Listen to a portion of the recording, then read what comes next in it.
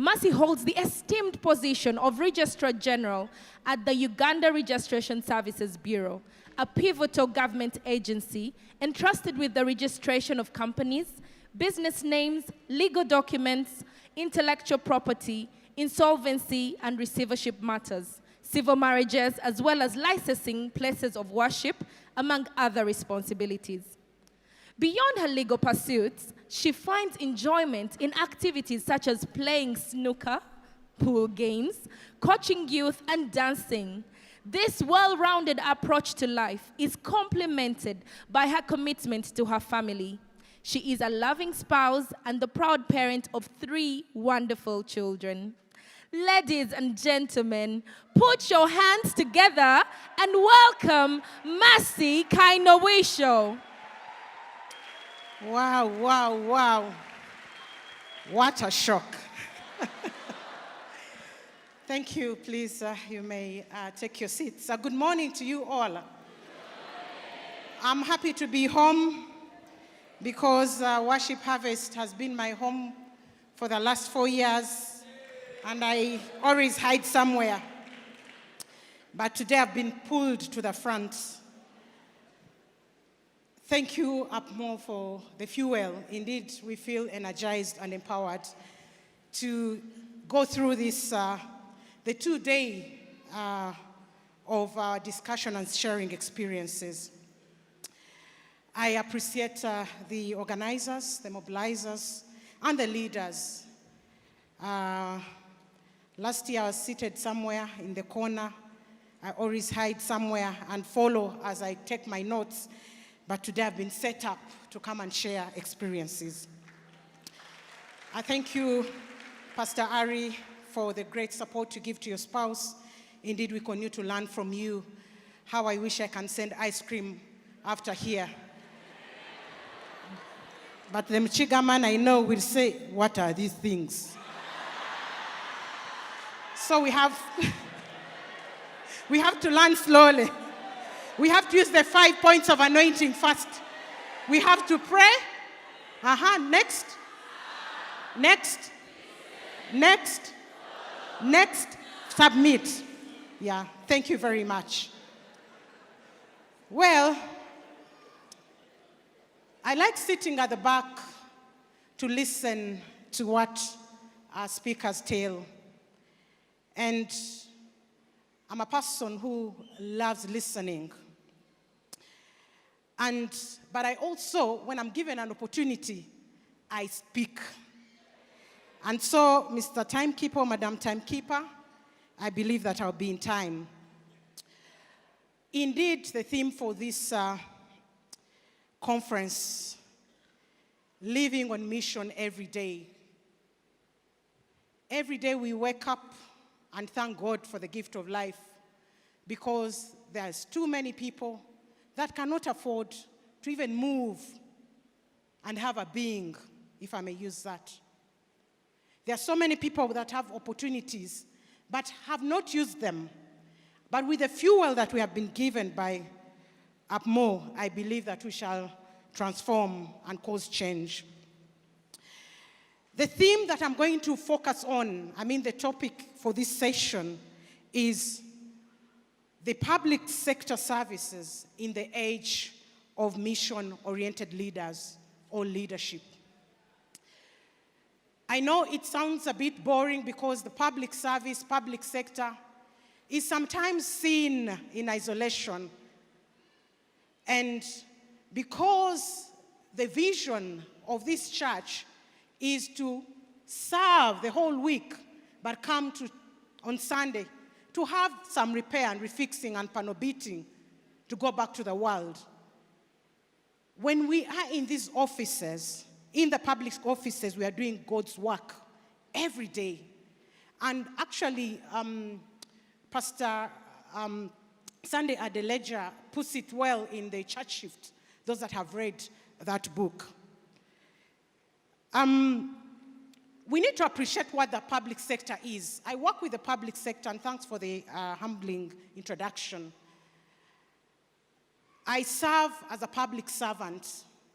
And when you're in the public sector, it means that you have so many responsibilities before you. I don't want to use challenges because every day we're handling crisis after crisis after crisis. I take that as responsibility. And for us to appreciate what the public service sector is, we have to understand the pillars. We have the government bodies or ministries, departments, and agencies, commonly known as MDAs. We have the services, the education sector, the health sector, the social sector, the technological sector, and all these sectors around us, including the infrastructure, in terms of the physical infrastructure, the ICT infrastructure, and law enforcement, among others. And all these work together to create a nation that supports its citizens and non-citizens, to support law and order, among the many things that we do. What role does the public sector play in terms of the mission, in terms of leading mission-led societies? The public sector provides essential services because we enjoy the roads. We don't know the people that sweep these roads. Sometimes people knock them with those border borders that the apostle was talking about. Some even ignore them. We go to these hospitals and access free medicine. We get internet. Recently, the government reduced the internet cost.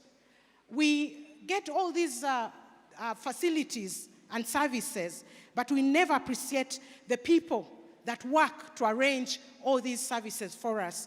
And most importantly, putting the political, the economic, social, and technological environment in order for us to worship, to praise God, to plant churches, to participate in mission communities. There are so many countries that may not have this opportunity because they are facing a lot of challenges. So social welfare, enforcing laws, regulations, serving everybody, every member of the public is what we do in the public sector. And this means that the mission of the public sector or the public service is to ensure or promote the well-being and advancement and betterment of our society, and to safeguard us, the citizens and the friends of Uganda, or the residents. We look at service to citizens. Many of you have taken these services. We look at the promoting of equity and justice, especially the principles of natural justice. We look at protecting safety, the law enforcement. These laws do not appear from the mass. They are made, formulated for the public and by the people that are tasked to do that. Then the governance in terms of the rule of law that we always talk about through democratic processes. Stewardship of resources, because in the public sector, we're in charge of resources. The financial resources, but also the natural resources. We all know that we have the petroleum resources, the oil and gas, in the Albertine region. And many are planning for them. These are opportunities that are showing up for all of us, because I know Worship Harvest and through the Harvest Institute, UpMore and the ministry has taught us to be empowered in terms of economic empowerment, to have businesses, to have all these elements that support our financial well-being in terms of streams of income, in terms of doing business, in terms of having leadership sessions, among others, empowerment. So when we are in these offices, we are the custodians of the financial, the human resources, the infrastructure, and the natural assets that God has given us. But we do this with transparency and accountability, but also with the values that add to the missions of the different ministries, departments, and agencies of government. And in doing so, we are impacting community development, social change, among others, including economic growth. And so, ultimately, the public sector, I know many of you work with the public sector. If you work with the ministries of government, departments, and agencies, you are supporting the government in performing its role. But when we are in these offices, facing all these clients that we know and we don't know, How do we promote the work of God? How do we ensure that we are doing the right things and making the society thrive? So for us as leaders in the public sector, we are the gatekeepers. We are the gatekeepers of these assets that I've mentioned. But also we are the foot soldiers. And our role and our responsibility is to ensure that we support government in terms of decision making, in terms of planning, in terms of setting the visions, the missions, and the value system for this country. And for we know that we're already blessed as a nation, that our motto or our theme as a country is for God and my country. So when we lead in a nation, when we serve in a nation where the theme is for God and our country, it means that already the mission is set, that whatever we do has to be in accordance or aligned to the godly principles. The decisions that we make, the accountability, the transparency, the collaborative arrangements that we make must fit within the service delivery systems as leaders that have a mission-oriented. So it is important because whereas we are living on mission every day with godly principles in place, we need also to remind ourselves that every ministry, department, or agency has also its own strategic plan, its own goals, its own vision, its own mission. And if you observe all missions and themes of these entities, they are all based on the value system and the godliness. You will never find a mission or a vision that says anything negative. But the question is, do we abide by that as we live on mission every day? As we serve, as we set and create roadmaps, as we create strategic plans, and strategic plans for all these agencies, give the direction, give the strategic focus for a period of time, for a year, for 2 years, for 5 years. And these strategic plans are also governed and guided by the National Development Plan. The current plans in our countries, Kenya has a development plan, East African Community, all these countries have development plans. Our development plan is the National Development Plan 3. And it has programs, it has value, it has targets for the next 3 years. And out of these, we get the value and the target and the intentionality and deliberate results in terms of sustainability of the and implementation of the programs of government.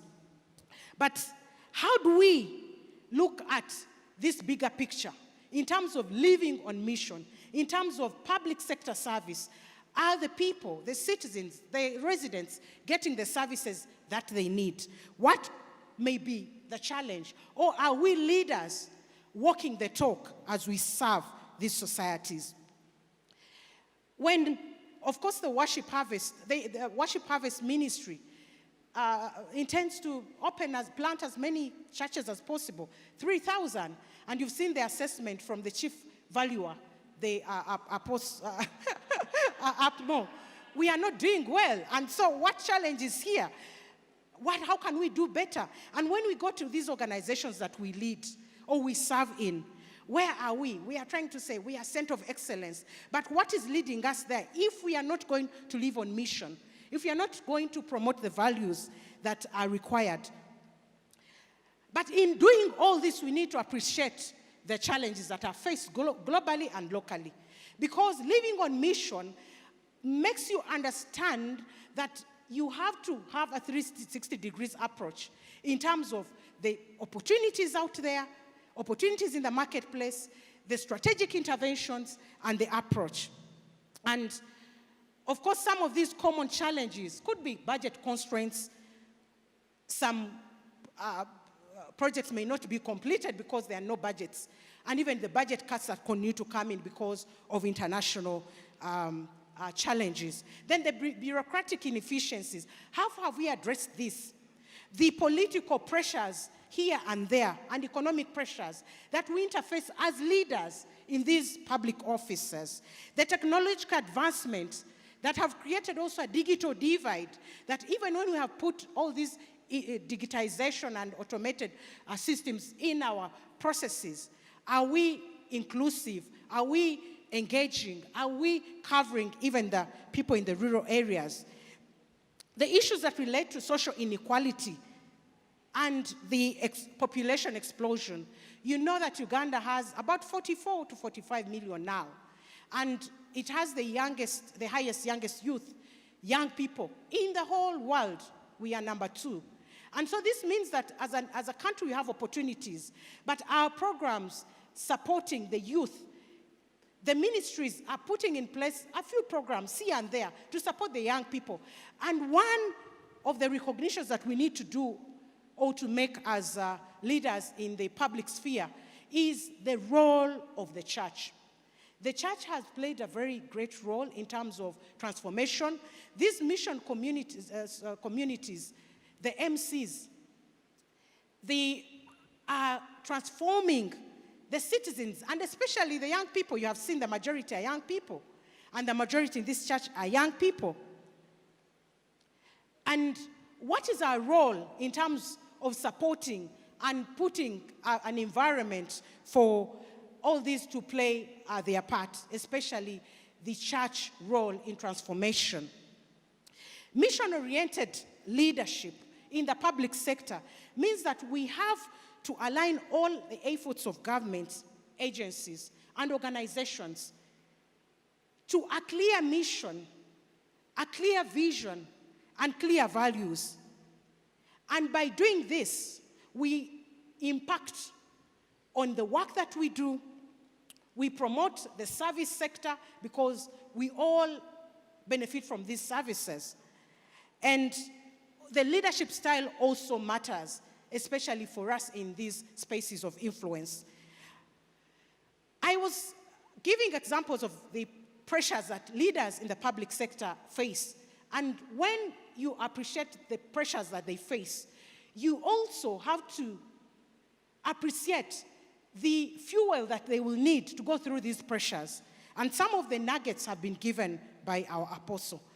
When we face challenges, for example, of bureaucracy, challenges of administration or leadership, like Maxwell says, everything rises and falls or fails on leadership. People management, how we empower the people that we work with, how we support them, especially the young people, the people that need to be skilled matters. Then the global challenges that we face that have an impact on the service sector, especially the public services sector, the climate change. We have already felt the challenges of the public, of the climate change. The issues concerning greening the economy, issues concerning poor access to information and resources, issues concerning the public sector reforms. And what are these reforms that we face every day that require us to live on mission? The reforms do with digitization. You will observe that many of the entities or ministries, departments, and agencies of government have gone digital, have digitized all their registries, all their data. If you want health information, if you want registration information, thank you, APMO, for making that mention on the services that Uganda Registration Services offers. We are mandated to keep custody of about 30 registers, including when they mention licensing of places of worship. So I had some people say, what? Yes, we are in charge of marriages, and as government, on behalf of government. And every church that conducts any marriage must be licensed by the Ministry of Justice through Uganda Registration Services Bureau. And I must say, Worship Harvest has complied, and we see every day, and it is real, we are clearing these licenses for conducting marriages, and I don't know why you have not yet formalized the marriage. And the mass weddings that have been happening here, yes, they've been mass. If you missed the last mass wedding, please, you have opportunities because the infrastructure is in place for this. So the digital transformation requires that many of the government businesses are put online. And so we have these investment in digital technologies that improve service delivery, access, address the cost of doing business, and increasing efficiency, as well as reducing the red tape, that you don't have to queue or waste money to go to an office to get a service. Now you can do these things online. The transparency and accountability systems, the payment systems of government are all online. The procurement systems of government public service are all online. Everything is online. And so with automation, it means that we have secured the processes and enabled the access to commercial justice and family justice, among others. We have seen decentralization agenda, one-stop shops being set in terms of increasing the service industry, empowering the local communities, the integration of systems. Now the systems of government speak to one and to each other. If you want to register your business, we cannot register if you don't have a national ID or anything that identifies you, because we are trying to know who is the person behind this entity, to reduce the fraud, to improve transparency. That is our role. But as we interface this business every day, the clients are not happy. We are causing disruption. We are causing discomfort in some circles. But also maybe you could be taking out businesses or taking out businesses for the middleman or middlewoman that was charged with processing these registrations. We have engaged in public-private partnerships. You can now enter into partnership with government as a private player, as a business player, and this to utilize and leverage on the resources and the expertise, because the private sector has many experts, and also the government side has the expertise that is needed. Then the human capital development, that we empower the people. It starts with the mind. And those that have not participated in the Harvest Institute courses, I don't know what you're waiting for. You're missing a lot. I don't know whether you want to do it at 800 years that Apostle was talking about. Yes, the speed. Let's do these things early. Human capital development in terms of empowering the people. Because you may put systems in place as a leader, automated processes in place. You may procure or get off-shelf online systems in place, the most expensive. But if you do not empower the people behind these systems, they will fail you. That's when they'll tell you the file is missing. Oh, the system is off. Oh, what? They'll give all excuses because they may want to be facilitated. So you get all the human resources on board. And this is our work. We interface every day. That as a leader, you have to listen to everyone. I lead about 400 people. That's a small number compared to the churches we have planted. So you have to listen to them. You have to listen to their pain, because as a leader, you have to have empathy. You're like a parent, and every worker is like a child who needs attention. So you have to listen to them. You can't ignore the sweeper. You can't ignore the typist. You can't ignore the manager or the director. All of them have a stake and an interest and legal interest in what we do in the business. And for clients insult us every day, that we become immune as public servants. Social media, Twitter. But what clothes do we have to wear to protect ourselves, to safeguard ourselves from shutting them up or understanding them? We have to understand and walk the journey of these clients. It's never easy. We have to put our ego aside as we live on mission, because mission-oriented leaders in the public sector have to have that humility of service, have to acknowledge that we are in these spaces for a specific period of time for God until God reassigns us. And I always tell my team and our teams that God has assigned me in this duty until he shows me a signal to go to a better facility. It's an assignment. Those that are in the public sector and you feel that that is your home, or you feel that you have arrived, you feel that it's an opportunity to pay back, to revenge, to show power, to show authority, to harass, your time will go and others will come in. I always tell my team, we formed this institution on ground because the registry started in 1911. In 1911. So the registry that we run have been running from 1911. Imagine the people. And we see the stamps of registrars that died long time ago. So we say that we are here for a period of time. For as long as we are in this authority, as long as we are in this position, how do we make impact? How do we get everybody on board? How do we listen to the people that we serve? How do we embrace innovation? How do we embrace change? How do we bring on social inclusion and equity? How do we embrace the reforms that we don't sit in our AC offices and we plan for the person in Kasokoso without involving them? We have to hear their needs. We have to do a needs assessment. That is living every day on a mission. We live a life that when we are out of these offices, we will say, yes, when I was there, I served. You meet people, you're doing well, but you can improve this, you can do this. You get the feedback and go and implement because they are the users of these services. We have put in place online payments, online registrations, that it is no longer possible to pay somebody to register for you unless you want to. So there's no excuse. You can pay via mobile money, you can pay using your Visa, you can make payments. But through this, you are affecting people who are defrauding clients. And so they'll camp against you. They'll wish you all the curses. But when you're protected and covered with the blood of Jesus, you can move. You will move without fear. You will serve without fear of favor. Because this office, sometimes you have to put our tint in their cars. Sometimes we go in spaces, you have to mask up because you don't know the system that you have put in place, how deep it has affected somebody's pocket, how deep it has affected the people that are on the other side of the world, that are always hacking into systems.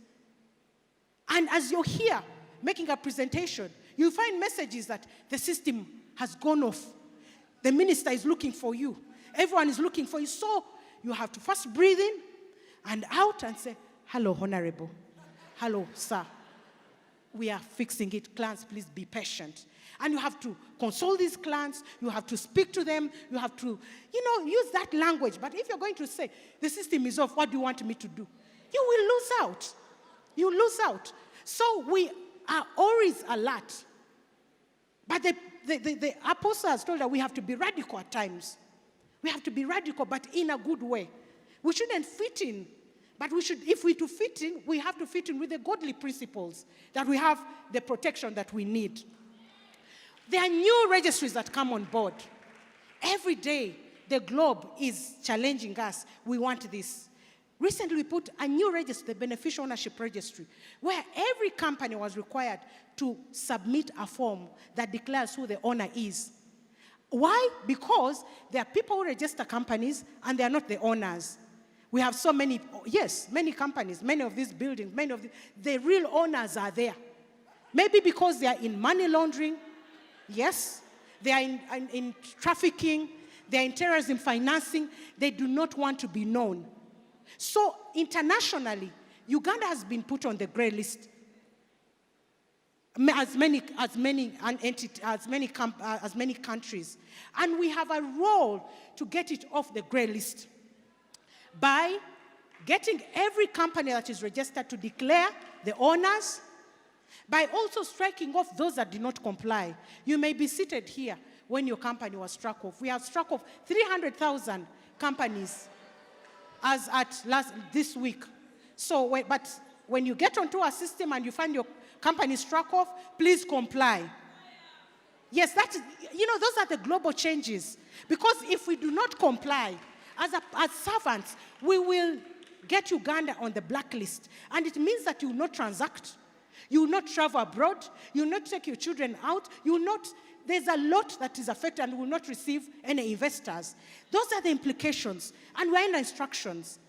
In fact, I'm missing tomorrow's session because I'll be traveling tonight to get Uganda off the grey list. And I pray that, yes, we are in these discussions.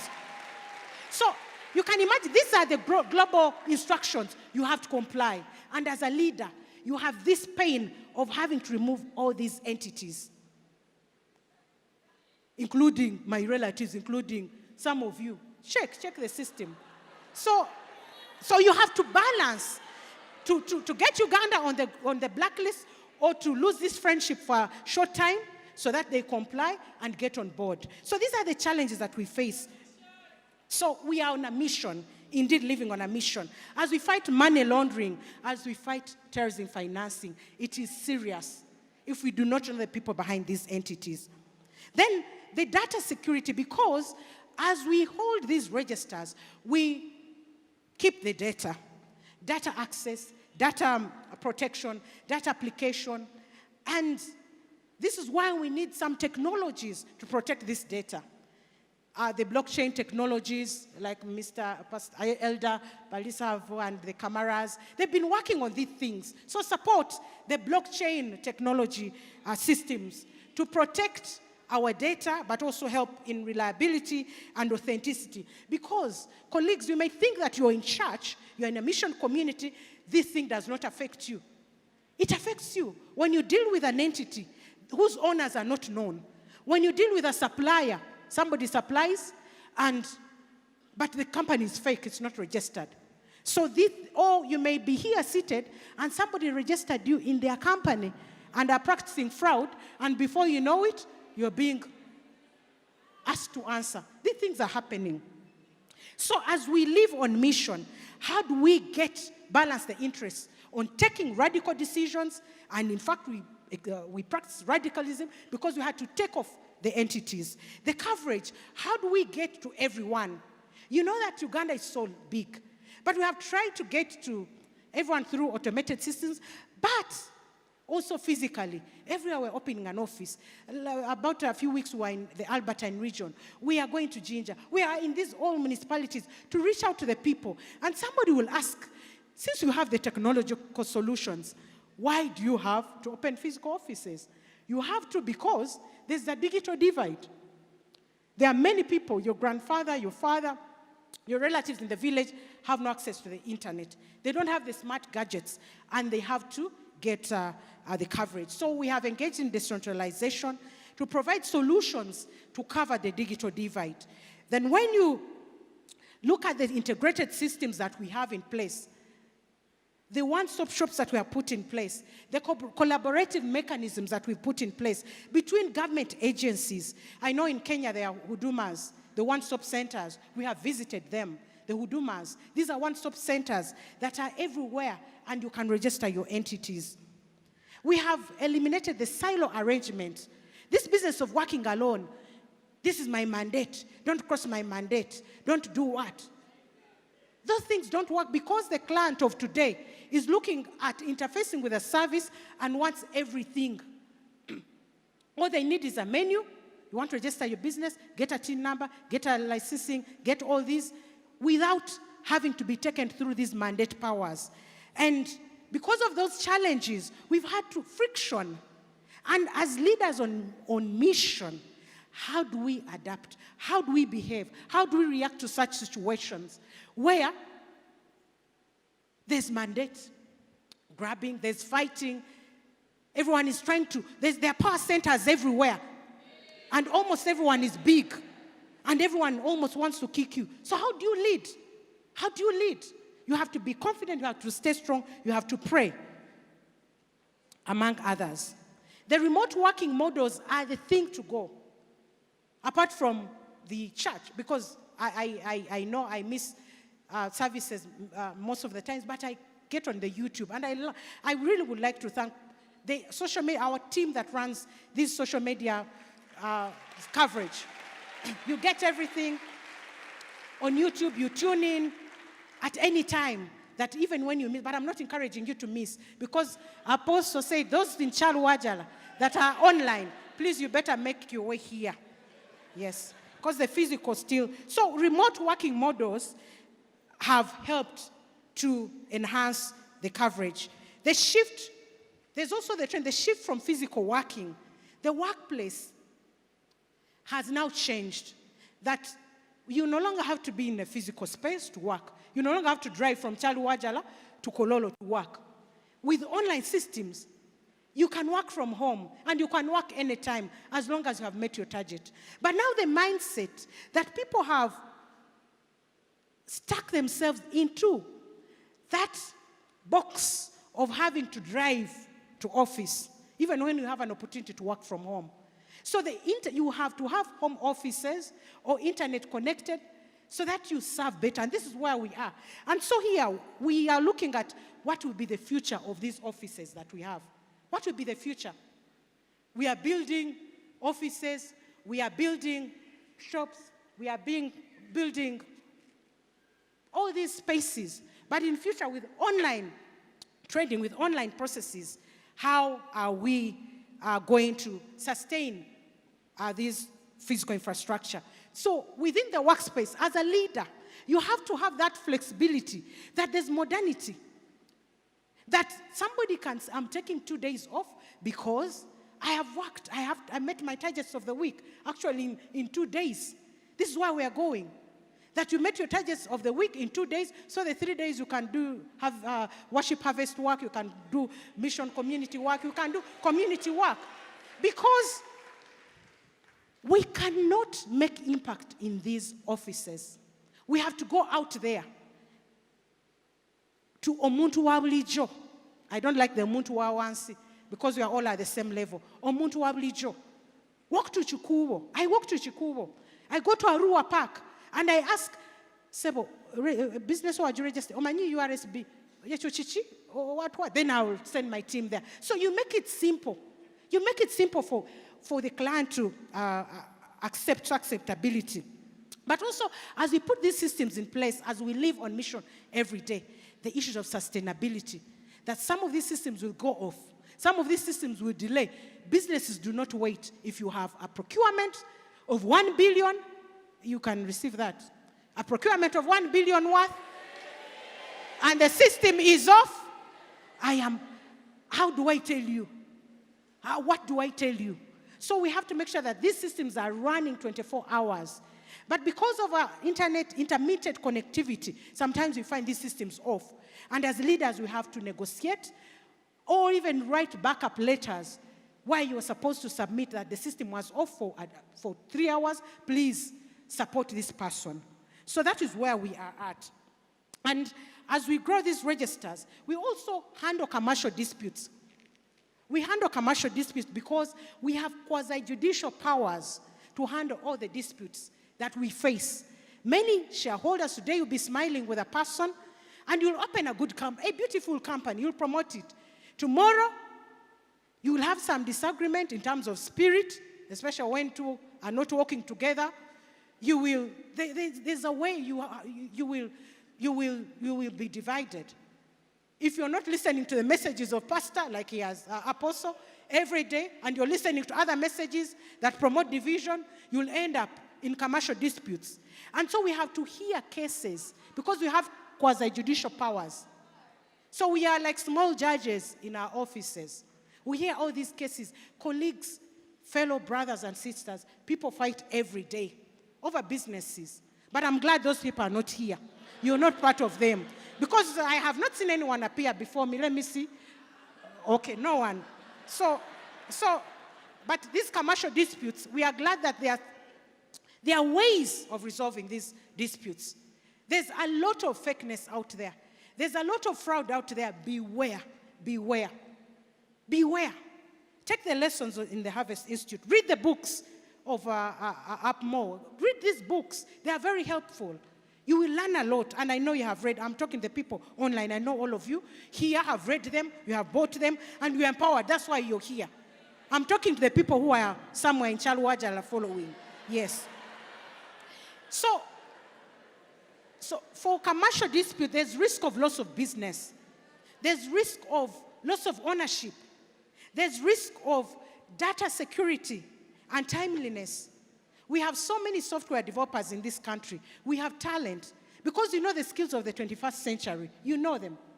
You know them. And many people are skilling themselves along those lines. Things have changed with artificial intelligence, with the Internet of Things, with robotics, with blockchain technologies. Where are you in these spaces? How are you aligned? Are you still safe? Can your business be aligned? Can you still survive or thrive within this century? So those shifts have to be made known to our clients. Yesterday, a person who was getting money from registering a business may not be getting money today because you go on the online business registration system that was developed locally by our software developers. Uganda has talent. Uganda has skilled people, young people, and we are so proud. Kenya has talent. Kenya has skilled people. East Africa has talent because we use the same models. And as we serve every day, my dear brothers and sisters, as we promote these services in the public sector, as we are custodians and the gatekeepers on these gates of the service, what do we need to do as leaders? After we have set clear objectives, after we have embraced technology, after we have made data-driven decisions, up more all the time, you're updating the social media pages. Now we have hit this number of churches. Now we have hit this number of born-agains. All those, that is data-driven decisions. If Upmore is not following the data, I wouldn't be telling you the 3% performance. And now you're going to think, we are going to think. So data-driven decisions are very key. Are very key as we live on mission every day. Customer-centric approaches. Being innovative, because they say if you don't innovate, you'll have challenges. I don't want to use the other negative word. You'll have challenges to coexist. So we need, as leaders, we do continuous improvement. We embrace feedback. We adapt and have the authentic resource management. You've seen what is happening in terms of resource management. Human resource, people, financial resources. I don't know what happens when people look at big money. We have to train ourselves. We have to train ourselves that money that is not yours, and it is in the book. Money that is not yours. Money that is not yours. Money, government money is not yours. I remember when we were doing HI, one of the assignments was to write your income streams. Oh my God. I thought I was big. But I was undermined in that exercise. I mean, I tried to write, okay, salary, okay, per diem. I saw my neighbor writing per diem, I wrote.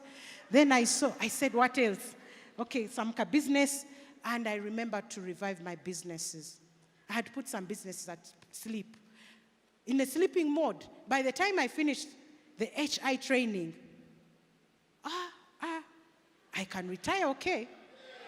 Yes. These are the things. Because you know what makes us stick in these offices is because we take them as our personal property, and we look at the money, and we try all means to renew these contracts. But when you have planned and attended these sessions and followed Upmore's messages, or Pastor B3's messages, I had the one at Makerere, the recent one. Yeah, it was hot. Yeah? So, really, you can say, it is time up, let me go and serve God in another space. So, colleagues and brothers and sisters, as I move towards conclusion, leading the public place requires godly principles. Requires godly principles. You don't isolate yourself. That's what Upmore was saying. That's what the mission of this worship harvest, that every day is what? Is church. You're doing church every day. Every day. You're doing church. So you come on Sunday to have that refreshment. The garage. You know what happens in the... By the way, do you know what happens in the garage? How many of you have been to garages? You might find... Okay. You know what happens. And we get out fresh. So, what do we need to consider as we live on mission, as we implement godly principles? Personal values matter. You identify and embrace godly principles in your values to resonate with you personally, because it starts with you before the organization. Because if you're not strong as an individual, if you don't have that strength in terms of values, you'll be swept. You will say, hey, how do they do things here? For us here, this is... No, for us here, this is what you know. For you, what did you do? What did you stand for?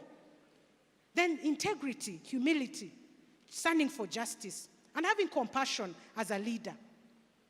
Leading by example. You don't come and make this presentation, and at the end of the day, you do not demonstrate godly principles in your own behavior, in decision making. Your actions must speak for you. Definitely, your actions must speak for you. Then the ethical decision making, whatever you're going to do, is it ethical? The Rotarians have a 4-way test that helps you to evaluate. Is it the truth? Is it fair to all concerned? You ask yourself 4 questions but before you do anything. So what is your 4-way test as an individual, as a leader, as a young person? You first think about the implications of your decision. Then the principle of servant leadership. I know this depends on people's characters, but you have to be humble and embrace servant leadership, because the spaces where we are, these are your offices, this is your public property. Meanwhile, somebody is trying to toss you around. So we have to embrace servant leadership, listen to the people, and work for the public in the interest of public, not in your own personal interest. How do I benefit? No, because you're not there for you. You're there for that person. Listen and engage. Listen and engage, and then serve with humility and integrity, among others. Above all, pray and reflect. Use prayer as therapy. Seek guidance of God. It is God above all, because without God, I don't know whether some of us would be where we are. I don't know whether you would be here. I don't know where we would be where we are, where you're influencing. I don't know whether we would have these mission communities and all the projects that are ongoing. The construction of the churches. I'm yet to see a ministry that is constructing everywhere, everywhere, everywhere, everywhere. How many? We have been in churches where a building takes 10 years. Just one church. But here, the spiritual, surely if the worship harvest ministry is growing, it can't grow alone. You're also growing with it. So you tap into that anointing. You tap into it, but you don't just grow. Just sit. You have to participate and pay your tithe and so on. I'm glad that I do that. I pay my tithe. And I pay it here, by the way. So I have no regrets. So as I conclude, fellow brothers and sisters, we always have to ask ourselves why we are in these spaces, why we are in these offices, why we are doing this ministry. Why? Start with the why, and there's a book on that. We also have to develop habits that help us to live on mission. And I've told you some of them, and the fuel has been given to us by our apostle. Because if you have those habits, you will win. And those are good habits, by the way, not the bad habits. You embrace good habits and break the bad ones. You look forward, because living on mission is life. You're seeing yourself 10 years from now. One of the assignments that we did also in Harvest Institute was, imagine yourself, is it 10 years? I think it was 10 years. 10 years. So I went 10 years ahead. I wrote, the first paper is, I can't be here. I wrote like 10 things I was canceling until the final one. I saw myself 10 years from now. I will not be, I don't know why you see yourselves. 10 years. So living on a mission. That's living on a mission. That exercise taught us a lot. Living forward. Are you living in the past? You met people who tell you, when we had money, when we were here, we used to do this. Here, I used to own this. So live in the future. Live in the future. Plan for the future. And the people you associate with matter. Of course, we have to have purpose-driven lives. And we have read this book. This book has been here for a long time. And embrace the right habits. As we live on mission, we have to be daring, be courageous, and have those powerful principles. I have worked with the public sector since 2005, November 1st. Having joined the public sector as an attorney, a state attorney in the Ministry of Justice. Young, fresh from a law firm, speaking all the law. And now I joined the public sector. It had its speed of work. It had a speed of approach. In fact, some people thought that I was an agent planted in that institution because I was working so smart. I was from a powerful law firm, Shilubim and Company Advocates. It's still powerful. Then you go in public sector, and I told myself I will not reduce the speed. I had to keep living on a mission every day. I did assignments. My boss will give assignments and they delay on my colleagues' desk and he will bring them. I do them within hours. Then he started sending me here. Before I knew it, I was being promoted. I became a manager. After we became autonomous, a manager of intellectual property. Then later, before I knew it, as I was trying to settle there, the board took a decision. You'll be a director, go and make reforms in the business registration. Who am I? These reforms were made, and I'm talking. This is a testimony. As after putting the business registration in place, digitizing, getting all these one-stop centers in place, restructuring, taking off corruption, it is not easy. It was not easy. That you fear even eating the food and touching the plate. Then I was assigned to be director of intellectual property. I served, I was like a minister without portfolio. Go here, go resolve crisis. There's crisis here. Go and resolve. There's this, go and resolve. At one time, I said, you are using me. I wrote a resignation letter. But when I was going in the corridor, I remembered, I put my ego on the side. And here I am as the accounting officer, as the team leader. And I appreciate God because I'm one of the youngest CEOs in the country of government entities. So with this testimony, it humbles me more every time I get an achievement. Every time I go high, I get more humbled because I realize that this is God's work. This is not me. It's not me. So we have to move with God every day, every time, for us to win, for us to thrive, for us to give the public sector service that is deserving to us and to the next generations. I thank you very much for God and my country.